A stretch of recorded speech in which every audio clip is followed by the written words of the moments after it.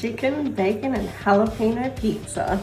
A big thanks to my pregnant wife for the intro. I was going to give it a 6 out of 10, but seeing she's currently carrying our second child, I've been advised to score it a perfect 10 out of 10 if I want to stay out of the doghouse. Anyway, let's make some pizza. Today we're making what might be one of the best pizzas I've ever done on the Kamado. Charcoal chicken, bacon, homemade pickled jalapeños and onion, finished with salsa verde, and this was a flavor bomb. First things first, get the Kamado lit and let it start to come up to temperature. While that's happening, we'll prep the jalapenos and red onion. I was just going to throw them on fresh, but decided to quickly pickle them instead because honestly that just sounded delicious. And while we're at it, how incredible is this knife? I picked it up from the legends at Maderos after meeting them at Meatstock earlier this year, and I couldn't resist bringing one home. Sliced them up and made some quick pickling liquid, which is just equal parts water and white vinegar, some garlic, sugar and salt. Throw it into a saucepan for a quick boil. Once done, dump it onto the sliced jalapenos and onions and let it hang out on the bench while you get everything else ready. Anyways, next up, let's prep the chicken. I gave 2 chicken breasts a quick bash to flatten it out so it cooks evenly, then hit it with a generous coating of Lane's White Magic. By the time that was done, the Kamado was nice and hot, so on goes the chicken for a quick grill. Once the chicken was finished, I threw on some bacon as well to pick up a bit of smoke and char flavor.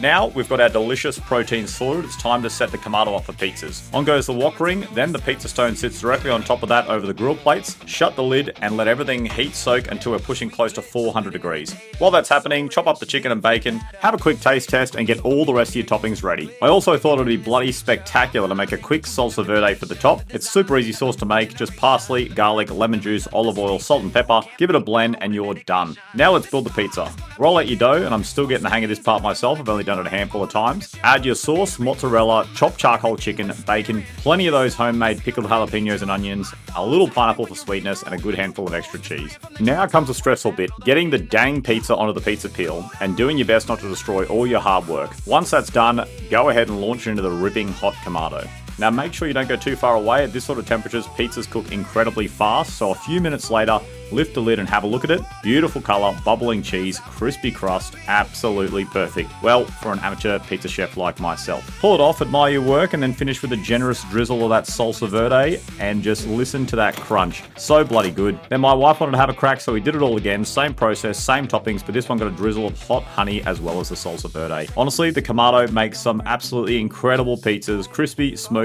loaded with flavor, and better than most pizza shops I've been to. Enjoy. Sorry.